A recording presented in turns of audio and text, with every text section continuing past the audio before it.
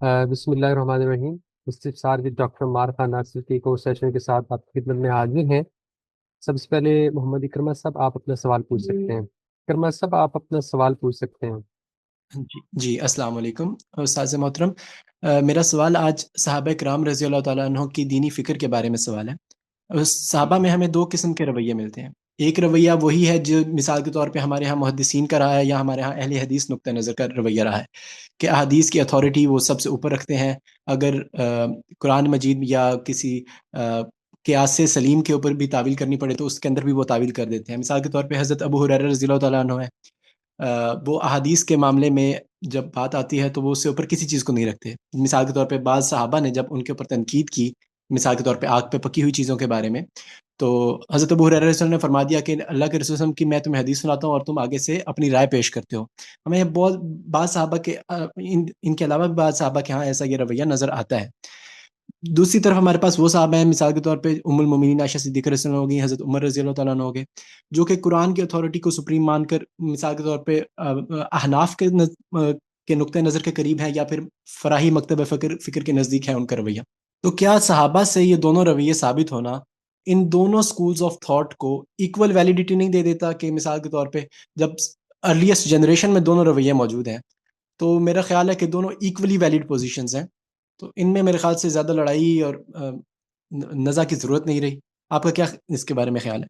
جی جی میری اس کے متعلق گزارش یہ ہوگی کہ یہ بات تو آپ نے بالکل صحیح سمجھی بھی ہے اور اچھے طریقے سے بیان بھی کی ہے کہ رسول اللہ صلی اللہ علیہ وسلم کی حدیث یعنی آپ کا کوئی ارشاد یا تفہیم جب ہمارے سامنے ہو، صحابہ کے سامنے ہو یا ہمارے ہو، اور ہمیں اطمینان ہو کہ یہ نبی صلی اللہ علیہ وسلم نے ہی یہ بات فرمائی ہے، تو اور اس کے مقابلے میں ہم نے قرآن مجید کی کسی آیت سے یا شریعت کے عمومی اصولوں سے کوئی ایک رہنمائی اخذ کی ہو، تو ان دونوں میں سے کس کو ہم مقدم رکھیں؟ کیا رسول اللہ صلی اللہ علیہ وسلم سے جو بات ہمارے سامنے آئی ہے اس کو مقدم رکھیں، یا آیت سے یا شریعت کے عمومی اصولوں سے جو ہمیں ایک رہنمائی مل رہی ہے اس کو مقدم رکھیں؟ تو یہ بنیادی طور پر ایک علمی اور اجتہادی اختلاف ہے۔ دونوں چیزوں کا ماخذ، دونوں چیزوں کا مصدر اللہ کا دین ہی ہے، لیکن اس کی رہنمائی ہمارے سامنے کسی آیت کے مدلول کی صورت میں بھی آ سکتی ہے، شریعت کے عمومی مطالعے سے ہمیں جو ایک رجحان سمجھ میں آتا ہے اس شکل میں بھی آ سکتی ہے، اور نبی صلی اللہ علیہ وسلم کے کسی خاص متعین معاملے میں کوئی عمل ہو یا ارشاد ہو اس کی سمجھ بھی آ سکتی ہے۔ تو استاد اکرامی آپ کی آواز نہیں آ رہی۔ استاد اکرامی تھوڑی دیر کے لیے ڈسکنیکٹ ہیں، وہ انشاءاللہ دوبارہ کنیکٹ کرتے ہیں۔ جی معذرت سے میں شاید ڈسکنیکٹ ہو گیا تھا۔ جی اکرما صاحب، میں آپ کے سوال پہ بات کر رہا تھا، میری آواز آپ تک پہنچ رہی ہے؟ جی جی سر۔ اچھا، معذرت سے۔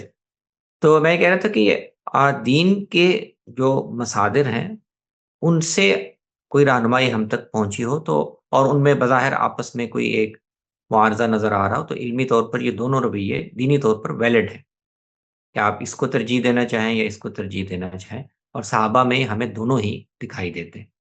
لیکن ایک فرق بھی ہے، جو بعد کے دور میں یہ رویے مختلف مکاتب کی صورت میں منظم ہوئے ہیں، تو پھر ایک تھوڑی سی شدت بعد کے دور میں ہمیں پیدا ہوتی دکھائی دیتی ہے، اور دوسرے رجحان کو گنجائش نہ دینے یا اس کی گنجائش نہ ماننے کا ایک رویہ بھی ہمیں پیدا ہوتا دکھائی دیتا ہے، جو صحابہ کے مابین اس طرح دکھائی نہیں دیتا۔ تو وہ حضرت ابو ہریرہ ایک موقف اختیار کر رہے ہیں اور عبداللہ ابن عباس کو تنبیہ بھی کر رہے ہیں، لیکن وہ اس پر کوئی ان کے رجحان پر یا ان کے موقف پر اس طرح کوئی تضلیل کا یا گمراہی کا یا انحراف کا فتویٰ نہیں لگا رہے، اور اس کو بھی اکاموڈیٹ کر رہے ہیں علمی طور پر۔ تو یہ ایک فرق جو ہے وہ ہمیں بعد میں جب یہ علماء اہل حدیث کے ہاں ایک رجحان منظم ہوا ہے یا ایک دوسرا رجحان کسی دوسرے مکتب فکر میں منظم ہوا ہے، تو اس میں بعض دفعہ آپ کو ایک شدت سی دکھائی دیتی ہے اور دوسرے رجحان کے بارے میں گنجائش نہ ماننے کا رویہ دکھائی دیتا ہے۔ تو اس فرق کو اگر آپ نکال دیں تو اصولی طور پر میں سمجھتا ہوں کہ یہ دونوں ہی رویے، یہ دونوں ہی رجحان ویلڈ ہیں دینی طور پر۔ ہاں جی بہت شکریہ سر لیکن اس میں مثال کے طور پہ آپ ہی نے مثال وہ درج کی تھی صحیح بخاری صحیح مسلم کے حوالے سے کہ سود کے معاملے میں حضرت معاویہ رضی اللہ تعالیٰ عنہ اور ایک صحابی کا اختلاف ہو گیا، تو صحابی نے حدیث سنائی، تو حضرت معاویہ رضی اللہ تعالیٰ عنہ نے فرمایا کہ ہم بھی اللہ کے رسول صلی اللہ علیہ وسلم کے ساتھ رہے ہیں، ہم نے تو ایسی کوئی بات اللہ کے رسول سے نہیں سنی۔ تو اس صحابی نے آگے سے یہ تبصرہ کیا کہ میں تو آئندہ سے میں یہاں سے جا رہا ہوں اور آئندہ میں اس شہر میں بھی نہیں رہنا چاہوں گا جس میں آپ ہیں۔ تو کیا یہاں پہ جی بھی سختی آپ کو نہیں محسوس ہوتی؟ ہاں، یہ صحیح بات ہے۔ دیکھیں، ایک ہے کہ کوئی صحابی ذاتی طور پر ایک بات کو جانتا ہے یا صحیح سمجھتا ہے، اور اس کے معارضے پر وہ ایک نکیر میں یا اس پر تنقید میں وہ ایک سخت اسلوب اختیار کرتا ہے، یہ موجود ہے، یہ صحابہ کے مابین موجود ہے۔ یہ تو حضرت عمر کی بعض اجتہادیہ راہ پر دوسرے صحابہ نے بہت سخت الفاظ میں تنقید کی، اور اس طرح کی مثالیں موجود ہیں۔ لیکن میں جو بات کر رہا تھا وہ یہ کہ اس کی بنیاد پر انہوں نے حضرت معاویہ کو یا کسی اور دوسری مثال میں کسی دوسرے صحابی کو اس طرح سے یعنی کسی گمراہ رجحان کا نمائندہ یا کسی انحراف کا نمائندہ اس طرح نہیں قرار دیا۔ تو اس کا اگر تقابل ہم کریں نا ان مثالوں سے جس میں صحابہ مثال کے طور پر خوارج کے ہاں جو رجحانات پیدا ہوئے اور ان کے ہاں جس طرح کے رویے اور انحرافات پیدا ہوئے، تو ان کو صحابہ اور انداز سے بیان کریں اور ان پر حکم لگانے کا یا ان پر ایک دینی ججمنٹ دینے کا رجحان وہاں تھوڑا ہمیں مختلف۔ تو یہ بھی ایک نیوانس ہے، ایک لطیف چیز ہے اس کے فرق کو ہم سمجھ سکتے جی سر، بات واضح ہو گئی، بہت شکریہ۔ آخری سوال بس تفہیم الآثار سیریز کے متعلق تھا کہ اس کے اندر کیا آپ کا منشا یہ ہے کہ تمام روایات کا استیاب کیا جائے جو صحابہ سے مروی ہیں؟ مثال کے طور پہ ام المومنین صدیقہ رضی اللہ تعالیٰ عنہ کے جو استدراکات تھے باقی صحابہ کے اوپر، وہ آپ نے ابھی ریسنٹ ویڈیو میں بیان کیے ہیں، تو جب آپ ان کو تحریری صورت میں لائیں گے تو کیا اس میں آپ مکمل جتنی بھی ساری روایات موجود ہیں ان کے استدراکات کی وہ ساری جمع کریں گے جس طرح زرکشی نے وغیرہ نے کیا ہے؟ جی، ارادہ تو یہی ہے کہ یعنی نمائندہ جو روایات ہیں، ایک ایک روایت وہ تو پھر ظاہر ہے ایک بہت بڑا کمپینڈیم سا بن جائے گا، لیکن نمائندہ ان کے جو نمایاں استدراکات ہیں یا نمایاں آراء ہیں، اس کی جو نمائندہ آثار ہے، ارادہ تو یہی ہے کہ ان کو شامل کر لیا جائے تاکہ وہ سارے ہی پہلو واضح ہو۔ بہت شکریہ سر، السلام علیکم۔ وعلیکم السلام۔ جی کرما صاحب بہت شکریہ۔ عامر نواز صاحب آپ سوال پوچھنا چاہیں گے؟ عامر جی نواز۔ جی السلام علیکم ورحمۃ اللہ۔ اچھا، میں کوشش کر رہا تھا وعلیکم۔ کہ میں کوئی how to raise the hand, لیکن مجھے کچھ سمجھ نہیں آ رہی تھی، تو بہرحال آپ نے وہ کر لیا۔ سوال میرا بڑا بنیادی سا سوال ہے کہ جو ہم لوگ نماز پڑھتے ہیں، ظاہر ہے ایک سنت طریقہ ہے، سنت طریقے سے جو ایک عملی طریقے سے یہ ٹرانسفر ہو کر ہم تک پہنچا ہے یہ طریقہ، تو یقیناً سکھایا گیا ہوگا اول وقت میں کہ جب نماز پڑھی جائے گی، جماعت کے ساتھ ادا کی جائے گی، تو جو مقتدی ہوں گے وہ سورہ فاتحہ کیا سری یا جوہری نمازوں میں کس طرح سے پڑھیں گے، چونکہ ابھی اگر ہم دیکھتے ہیں تو ہمارے یہاں مختلف رجحانات پائے جاتے ہیں۔ کچھ لوگ ہیں جنہوں نے بالکل بھی نہیں پڑھنی، چاہے جو بھی نماز ہو، یعنی ظہر ہے یا دوسری جس میں بآواز بلند قرأت کی جاتی ہے، تو کچھ لوگ ہیں جنہوں نے کرنی ہے، جو کہ جیسے سری جو ہیں ان کے اندر وہ کرتے ہیں، سورہ فاتحہ پڑھتے ہیں لیکن باقی میں نہیں پڑھتے، اور کچھ جیسے اہل حدیث ہیں تو ان کا ہے کہ چاہے کچھ بھی ہو جائے، ایون کہ امام سب پڑھ رہے ہوں تو ان کے پیچھے بھی پڑھ رہے ہوتے ہیں، یا اینڈ پہ تھوڑا سا انہیں گیپ ملتا ہے تو بھی پڑھ رہے ہوتے ہیں۔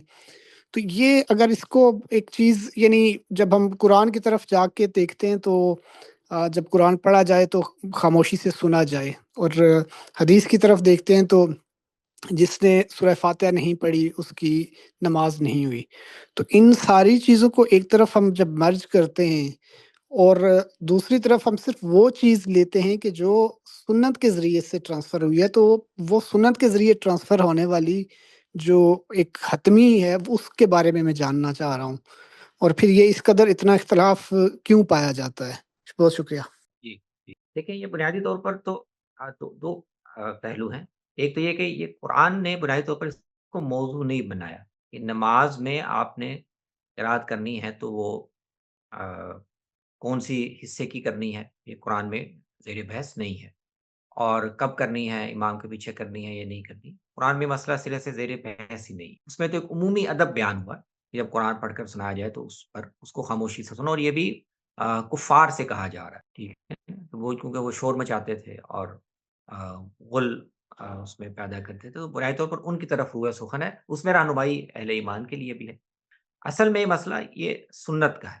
اب سنت میں یہ ہوا کہ نبی صلی اللہ علیہ وسلم نے ایک اصولی بات تو لوگوں کو بتا دی اور اس کی تعلیم عام بھی کر دی اور لوگوں کو بتا دیا کہ سورہ فاتحہ کے بغیر نماز مکمل نہیں ہوتی۔ فاتحہ نماز کا لازمی حصہ ہے، لیکن اس اصولی رہنمائی کو بیان کرنے کے بعد اب جو اس کے جزوی شکلیں ہیں، اس پر عمل کی مختلف شکلیں ہیں کہ امام تو ظاہر ہے پڑھے گا، آپ نے جب نماز پڑھاتے تو آپ پڑھتے تھے، لیکن آپ نے از خود لوگوں کو اس کا پابند نہیں کیا کہ یہ تم نے، ظاہر ہے کہ اگر کسی نے انفرادی طور پر پڑھنی ہے تو اس نے بھی پڑھنی ہے، کیونکہ نماز میں تو سورہ فاتحہ چاہیے۔ امام کے پیچھے پڑھنی ہے یا نہیں پڑھنی، اس میں آپ نے از خود کوئی رہنمائی نہیں کی، کسی چیز کا پابند نہیں کیا، تو آپ روایات کو دیکھیں تو آپ کو اس سے لگتا ہے کہ بعض صحابہ نے اپنے طور پر، باقی صحابہ کیا کر رہے ہوں گے ہمیں نہیں پتا، لیکن بعض صحابہ نے اپنے طور پر کسی موقع پہ پیچھے سے قرات کی تو رسول اللہ صلی اللہ علیہ وسلم کو اس پر کچھ خلجان سا محسوس ہوا، اور آپ نے بعد میں یہ فرمایا کہ مجھے محسوس ہو رہا تھا کہ میری قرات کے ساتھ کوئی نزاع کر رہا ہے، تو نہ پڑھا۔ اب یہ ایک واقعہ ہمیں ملتا ہے، اس پر بھی اس کے مختلف ورژنز ہیں اور محدثین میں اس کے یہاں پہ بہت کلام ہے، لیکن صحابہ کے عمل کو آپ دیکھیں، فقہائے صحابہ کو، تو آپ کو ایسا ہی لگتا ہے کہ وہ اس معاملے میں اصلاً اجتہاد سے کام لے رہے ہیں، یعنی رسول اللہ صلی اللہ علیہ وسلم کی کوئی متعین اور واضح پابندی یا ہدایت ان تک نہیں پہنچی ہوئی، ان کے سامنے نہیں ہے، اور وہ اجتہاد سے کام لے رہے ہیں۔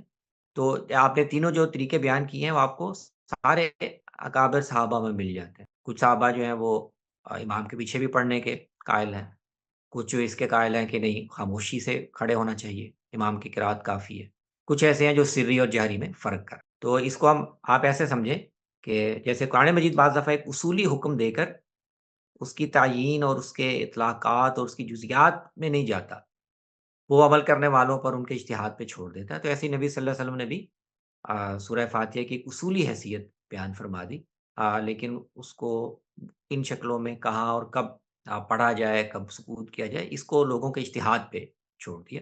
تو یہ اجتہادی معاملہ ہے۔ جی کلیئر ہو گیا معاملہ، بہت شکریہ، جزاک اللہ۔ جی بہت شکریہ عامر نواز صاحب۔ فیروز کریم صاحب آپ سوال پوچھ سکتے ہیں۔ السلام علیکم ڈاکٹر صاحب۔ وعلیکم السلام۔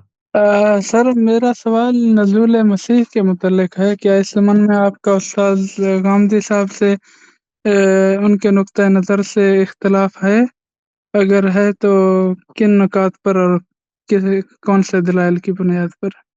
یہ میرے خیال میں اس سے پچھلی نشست میں ہی کافی تفصیل سے میں نے اس پر جو میرا رجحان ہے وہ میں نے عرض کر دیا تھا۔ وہ اگر پچھلی نشست میں عالبن شاہ صاحب اگر آپ کو ذہن میں ہو تو اس میں مل جائے گا، میں اس کا دوبارہ یہاں اعادہ کروں تو وہ وقت اس میں صرف ہو جائے گا۔ پچھلی صحیح۔ نشست میں اگر آپ دیکھ لیں جی تو اس میں مل جائے گا۔ جی جی جزاک اللہ۔ ایک اور سوال ہے میرا سر، کہ جنگی جی قیدیوں کے حوالے سے غامدی صاحب کا جو موقف ہے کہ اب کسی کو غلام یا لونڈی نہیں بنایا جائے گا، جبکہ فدیہ یا پھر احسان کے ذریعے انہیں رہا کیا جائے گا، جبکہ ہمیں کیا ایسی روایت نہیں ملتی کہ صحابہ کرام یا مسلمانوں نے خواتین قیدیوں کے ساتھ جنسی تعلقات قائم کی؟ تو اس کے حوالے سے آپ کیا کہیں گے؟ نہیں، عامر صاحب نے جہاں اپنی یہ رائے بیان کی ہے میزان میں اور البیان میں بھی، وہاں انہوں نے نبی صلی اللہ علیہ وسلم کے دور میں جو ایسے واقعات ہوئے ان پر بھی انہوں نے کلام کر کے اپنا نقطہ نظر ان کے حوالے سے واضح کیا ہے۔ وہ کہتے ہیں کہ ان میں بھی نبی صلی اللہ علیہ وسلم میں بھی ان واقعات میں جو کسی جنگ میں 2-3 جنگوں میں ذکر ملتا ہے کہ وہ لوگ پکڑے گئے اور ان کو قیدی بنایا گیا، تو وہ الٹیمیٹلی وہ آزاد ہو گئے۔ تو طریقہ اس کا یہ نہیں اختیار کیا گیا کہ وہ جب پکڑے گئے تو ان سے بعد سے فدیہ لے کر بھی چھوڑ دیا گیا جیسے بدر کے قیدی ہیں، اور کئی جنگوں میں ان کو کسی نہ کسی مناسبت سے مسلمانوں نے آزاد کر دیا، تقسیم کے بعد بھی آزاد کیا، براہ راست بھی آزاد کیا گیا۔ تو غامدی صاحب ان کی توجیہ اس طرح کرتے ہیں کہ قرآن نے ایک جو اصول بتایا تھا کہ قیدیوں کو ہمیشہ کے لیے غلام بنا کے رکھنا، یہ آپشن کو اللہ تعالیٰ نے بیان نہیں کیا، آپشن یہی ہے کہ ان کو آپ نے آزاد کرنا ہے، چاہے احسان کر کے چھوڑ دیں، چاہے فدیہ لے کے۔ تو رسول اللہ صلی اللہ علیہ وسلم نے طریقہ ایسا اختیار کیا کہ الٹیمیٹلی نتیجتاً وہی کام ہو گیا، اور ان میں سے کسی کو بھی غلام بنا کر رکھا نہیں گیا۔ اس کے بعد جو صحابہ کے دور میں واقعات ہوئے ہیں، ان پر میری نظر میں نہیں ہے کہ غامدی صاحب نے کوئی کلام کیا ہو یا ان کی کوئی توجیہ کی ہو، یا ان پر کہ وہ کیسے ہوا یا اس کا کیا جواز تھا۔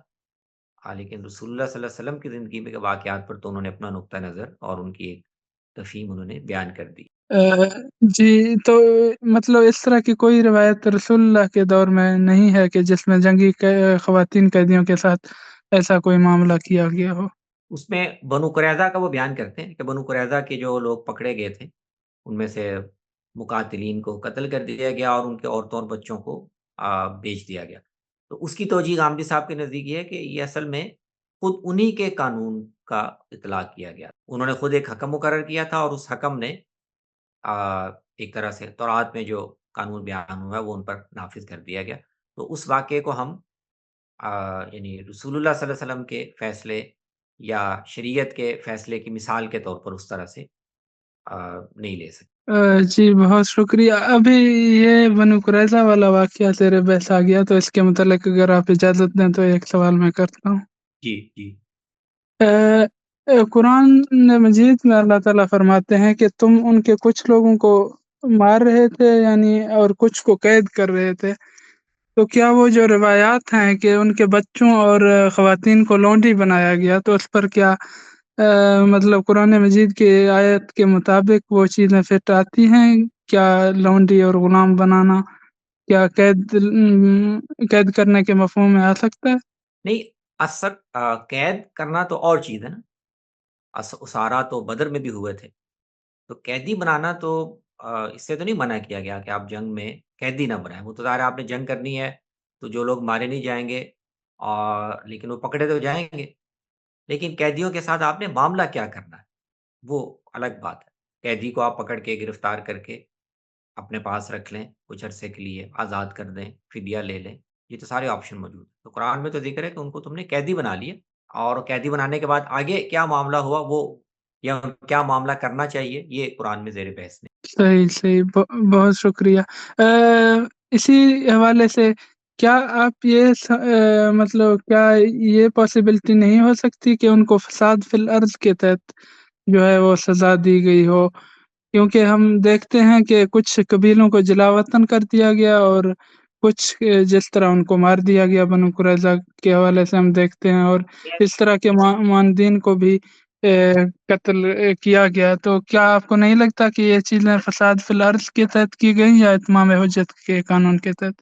عامدی صاحب نے اس کو ایسے پلیس کیا ہے جیسے آپ کہہ رہے ہیں نا کہ یہ اصل میں محاربین تھے اور معاندین بھی تھے، اور اہل کتاب ہونے کی وجہ سے ان کا ایک خاص معاملہ بھی تھا۔ تو وہ اس پہلو سے بھی غامدی صاحب بیان کرتے ہیں کہ وہ اگر ان کو فرض کریں ان کا اپنا فیصلہ نہ ہوتا یا ان کا اپنا مقرر کردہ حکم نہ ہوتا، تو بھی جیسے بدر کے بعض قیدیوں کو ان کی شدید عناد یا دشمنی کی وجہ سے قتل کروا دیا گیا، حالانکہ عام قانون یہ نہیں ہے، تو بنو قریظہ کے ساتھ بھی اگر یہ معاملہ کیا گیا تو ان کے جرم کی شدت یا نوعیت کے پہلو سے اس کا بھی ایک الگ اصول بن جاتا ہے۔ اس سے آپ عمومی طور پر قیدیوں کو غلام بنانے یا ان کو بیچنے کا اخذ نہیں کر سکتے۔ تو یہ پہلو بھی غامدی صاحب نے واضح کیا ہوا۔ جزاک اللہ سر۔ فیروز صاحب بہت شکریہ آپ کے سوالات کا۔ غالباً یہ 7واں یا 6واں سیشن ہے جس میں نزول مسیح کے حوالے سے استاد گرامی کی گفتگو ہے وہ سنی جا سکتی ہے۔ بہت شکریہ۔ جی جی بہت شکریہ۔ عرصہ راجپوت صاحبہ آپ سوال پوچھ سکتی ہیں۔ السلام علیکم ورحمۃ اللہ، کیسے ہیں آپ؟ ٹھیک ہیں؟ وعلیکم السلام جی، الحمد میرا سوال آپ سے سورہ بقرہ کے متعلق ہے۔ سورہ بقرہ مدینے کے ابتدائی دور کی ہے اور میثاق مدینہ ہوا ہے ریسنٹ۔ یہود نے تو اپنی حقیقتیں آگے چل کر ظاہر کرنی ہے نا، جب جنگیں ہوں گی۔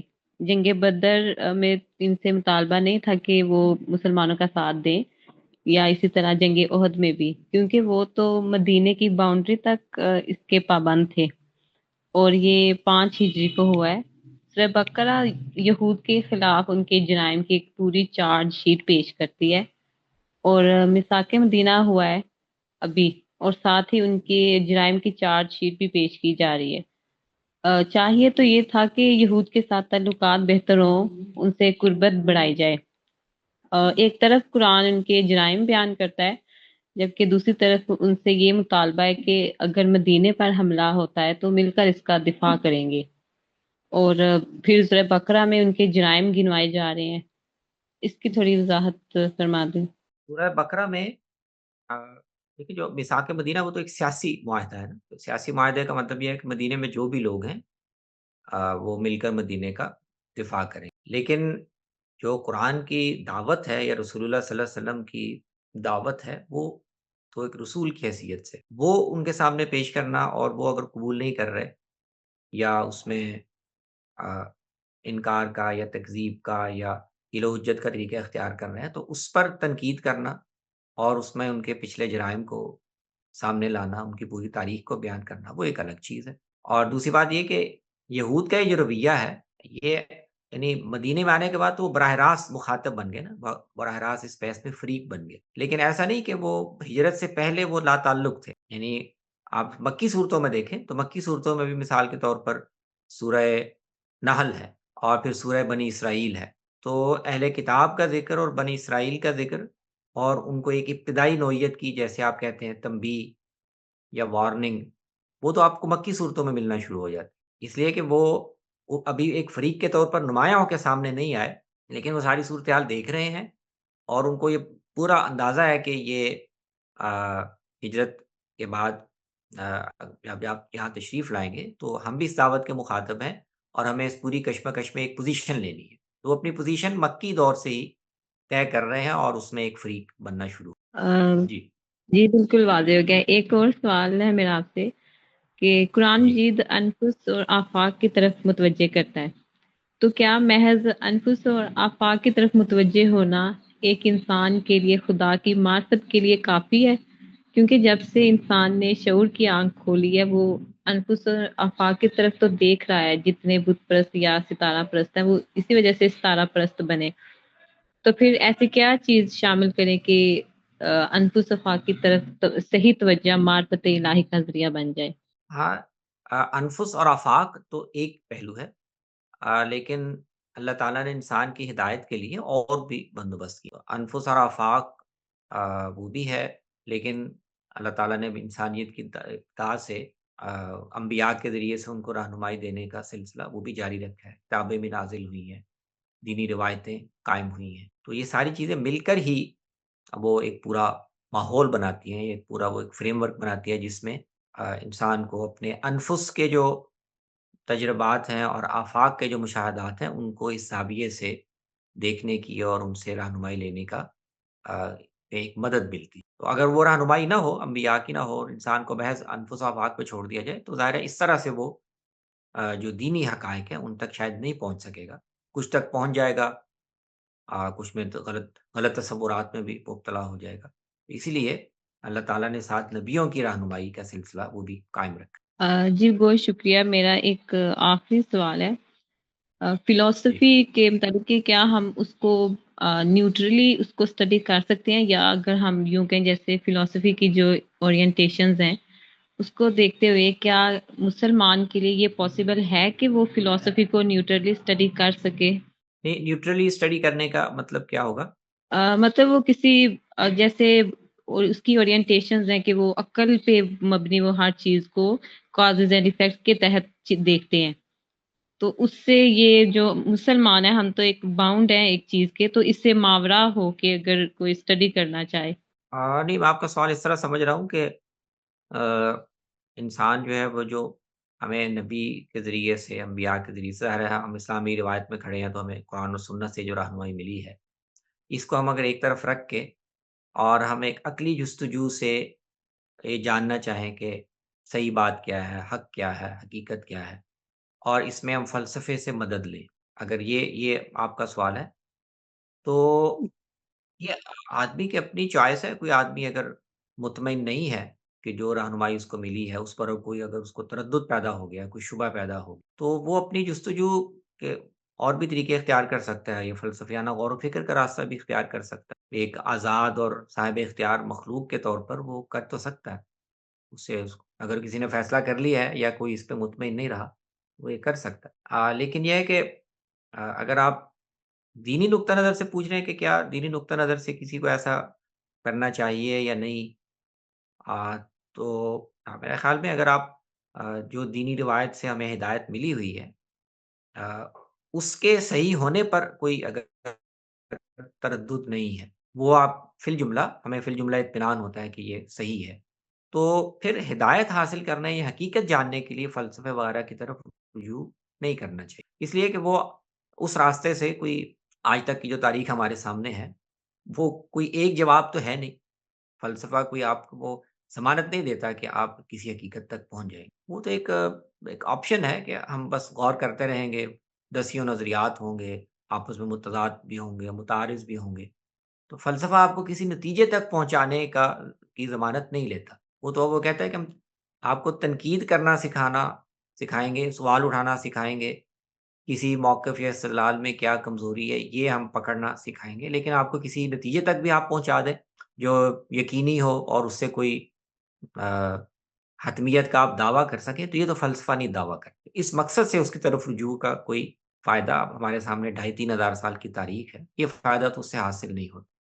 جی جی بالکل ٹھیک۔ اور اسی سے ہی ایک اور سوال ہے کہ جیسے آج کل ایک برننگ ایشو ہے ایتھزم، تو زیادہ تر یہ کامن ہو رہا ہے ینگسٹرز میں، وہ ایتھیسٹ کہنا خود کو تو جیسے فیشن بن گیا، تو ایز اے اس کی زیادہ گہرائی میں تو نہیں، لیکن ایز اے سوشل پرسن ایک ایتھیسٹ کے ساتھ ہمارا بیہیویئر کیا ہونا چاہیے؟ نہیں، وہ تو اصل میں ایتھیسٹ کے ساتھ بیہیویئر تو آپ رویے کے ساتھ یا ذہنی موقف کے ساتھ بیہیویئر اختیار نہیں کرتے، آپ انسان کے ساتھ ایک تعامل کرتے ہیں۔ تو وہ یہ جو اپنے آپ کو ایتھیسٹ کہتا ہے وہ انسان کیسا ہے، ٹھیک ہے نا، اس کے مسائل کیا ہے، کہاں سے اس کے ہاں یہ رجحان پیدا ہوا۔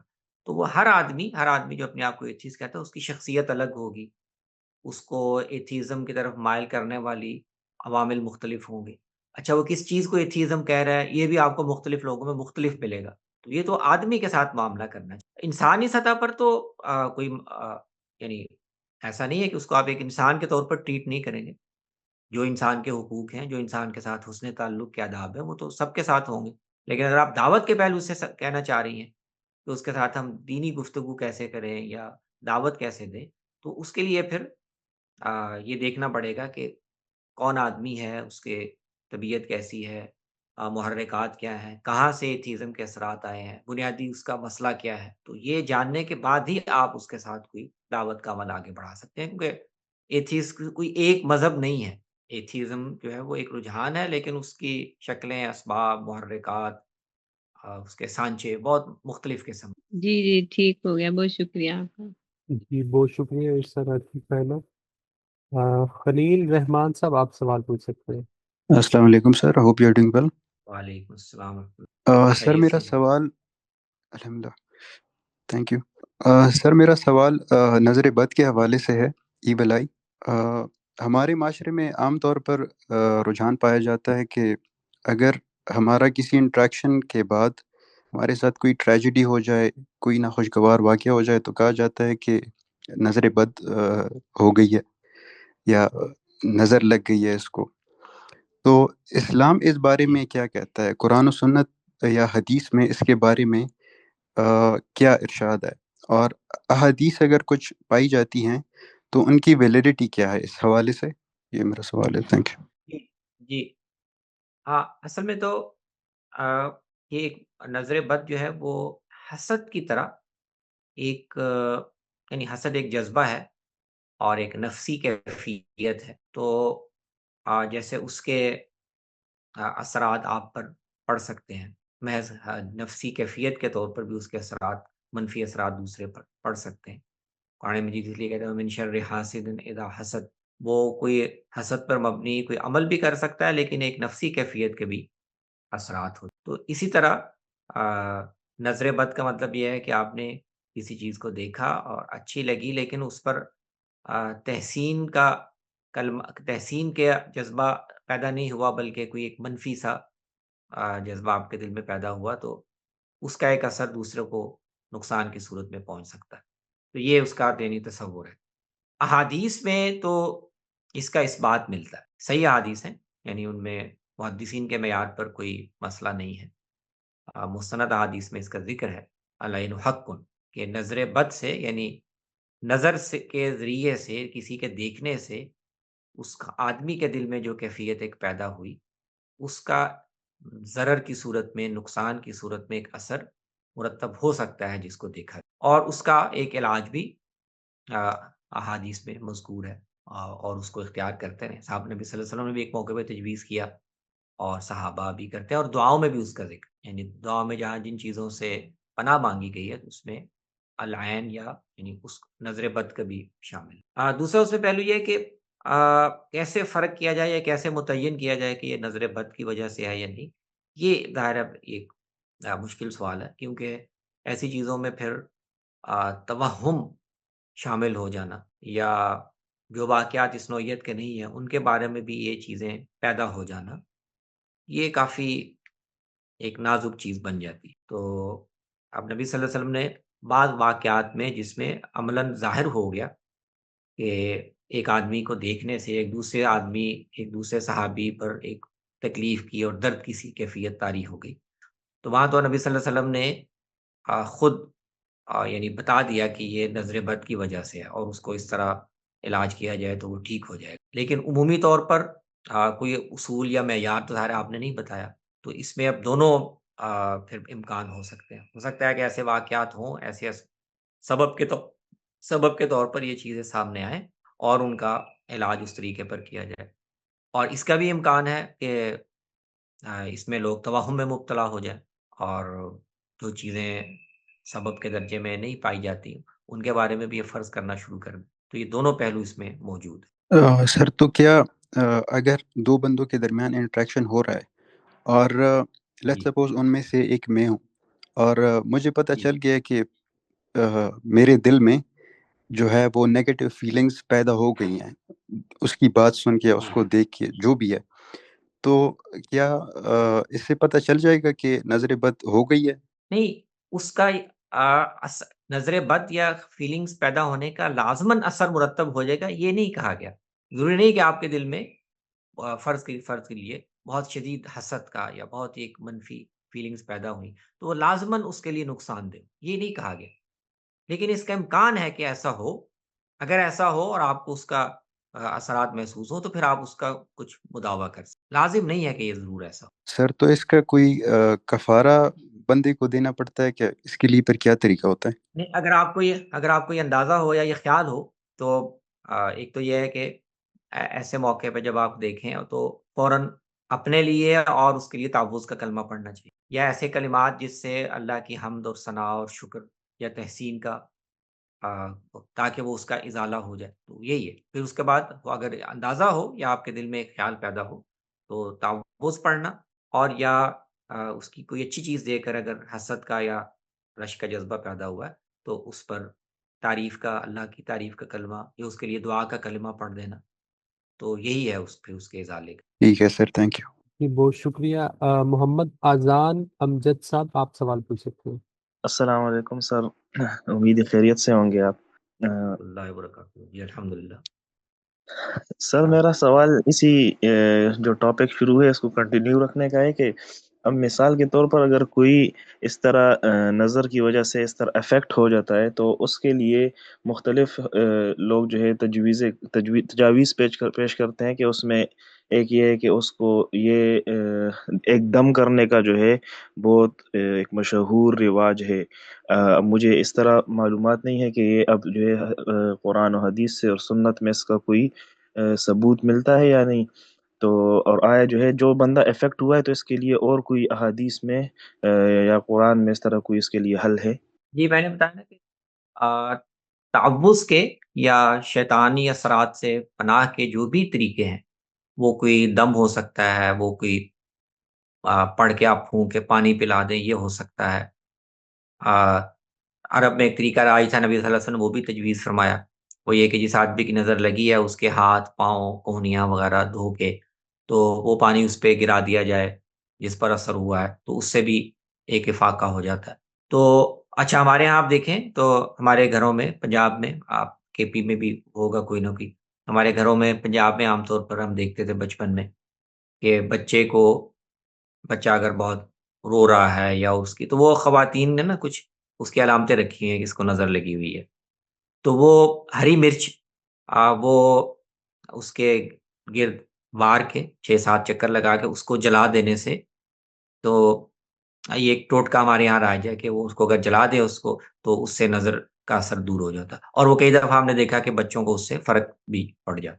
تو یہ ساری چیزیں، اگر کوئی بھی تجربہ یا کوئی بھی اس طرح کا عمل آپ کے علاقے میں مجرب تجربہ یہ تو موجود ہے، اور اس میں کوئی ایسی مشرکانہ چیز نہیں ہے، کوئی ایسا عمل جس میں بظاہر دینی لحاظ سے کوئی خبر نہیں ہے، تو آپ اختیار کر سکتے ہیں۔ اگر اس سے فائدہ محسوس ہوتا ہے اور وہ مجرب ہے تو وہ کر سکتے ہیں۔ یہ نبی صلی اللہ علیہ وسلم نے عرب میں بھی بہت سے دم، بہت سے رقیہ رائج تھے، تو آپ نے کہا کہ مجھے بتاؤ، اس کے الفاظ بتاؤ، تو الفاظ میں اگر کوئی خرابی نہیں تھی، تو اس میں شیاطین سے استمداد نہیں ہے یا کوئی مشرکانہ کلمہ نہیں ہے، لیکن وہ تجربہ یہ ہے کہ وہ اس سے فائدہ ہوتا ہے، تو آپ نے اس کی اجازت بھی دی، اور بلکہ ایک واقعہ ہے کہ نبی صلی اللہ علیہ وسلم کی جو اہلیہ ہے حضرت حفصہ، تو آپ نے ایک یہودی خاتون ان کے پاس آتی تھی، تو اس نے ان کو چیونٹی کے کاٹنے کا یا بچھو کے کاٹنے کا ایک دم آپ نے ان سے کہا کہ وہ اس کو بھی سکھاؤ۔ تو مدینے میں بچھو، چیونٹی، حشر بہت تھے، اور ان سے لوگوں کو اذیت بھی ہوتی تھی، تو وہ کوئی ایک دم راج تھا جو وہ کرتے تھے، اور مریض کو اس سے شفا ہو جاتی۔ تو آپ نے خود کہا کہ حفصہ کے بارے میں رضی اللہ عنہ کہ اس کو وہ بھی سکھا دو کہ خواتین بچے آتے ہیں تو یہ ان کو بھی دم کر کے پھونک دیا کرے گی۔ تھینک یو سر، بہت شکریہ، جزاک اللہ۔ بہت جی شکریہ جی۔ خلیل رحمان صاحب سوال پوچھنا چاہ رہے ہیں۔ سر میرا اسی پہ فالو اپ کوشچن ہے کہ اگر لوگوں میں اس طرح کی روایات جو ہیں وہ پھیل رہی ہیں، مطلب کہ دم درود وغیرہ، مزاروں پہ جانا، یہ بعد میں ایوالو ہو کے اس میں مشرکانہ چیزیں بعد میں پیدا ہو جاتی ہیں، تو کیا جی اس کو پہلے ہی مطلب کہ کہتے ہیں کہ نپ دا ایول ان دا بڈ، تو وہ والا معاملہ کر کے ان کو ختم نہیں کرنا چاہیے، یا ان پہ ان کو ممنوع نہیں قرار دینا چاہیے؟ نہیں، جہاں جس مرحلے پہ آپ دیکھیں، آپ ایک نا کہ اصولاً ایک چیز میں امکان ہے کہ آگے چل کے خرابی پیدا ہو جائے، تو اس کو آپ بالکل اس کی نفی کر دیں، تو ہمیں نا یعنی نبی صلی اللہ علیہ وسلم کے عمل میں یہ دکھائی نہیں دیتا۔ آپ دیکھیں نا، وہ یہ سارے عمل ہو رہے ہیں، اور نبی صلی اللہ علیہ وسلم ان میں سے بہت سی چیزوں کی اجازت دے رہے ہیں، بہت سے خود بھی کروا رہے ہیں۔ جہاں خرابی ہے اس کو آپ کہہ رہے ہیں کہ یہ چھوڑ دو، اس کا ازالہ کر دو۔ تو نبی صلی اللہ علیہ وسلم کے ہاں ہمیں اس میں ایک وسعت دکھائی دیتی، لچک دکھائی دیتی ہے کہ ایک چیز فی نفسی اگر خراب نہیں ہے اور وہ تجربے کے لحاظ سے لوگوں کو فائدہ دے رہی ہے، تو اس سے فائدہ اٹھانے میں کوئی حرج نہیں، لیکن جن چیزوں میں خرابی ہے اس پہ آپ لوگوں کو متنبع کر دیں۔ تو یہ فیصلہ آپ کر سکتے ہیں اپنے ماحول کے لحاظ سے کہ اگر کوئی چیزیں ایسی ہوں کہ ان کے اندر بہت سی خرابیاں شامل ہو چکی ہوں اور ان کی اصلاح ممکن نہ ہو اس کے بغیر، کہ آپ اس تصور کی نفی کر دیں، مسئلہ نہیں چلے نفی کر دیں، تو یہ پھر آپ کے اجتہاد پر ہے، آپ اپنے لحاظ سے اسٹریٹجی بنا سکتے ہیں اپنے ماحول میں لوگوں کی اصلاح کے لیے کیا طریقہ اختیار۔ ٹھیک ہے سر، تھینک یو۔ خلیل صاحب بہت شکریہ۔ چیٹ میں ایک کویشچن ہے میرے سامنے، اور جی یہ کویشچن ہے ڈاکٹر ناظم خان انڈیا سے سوال پوچھتے ہیں۔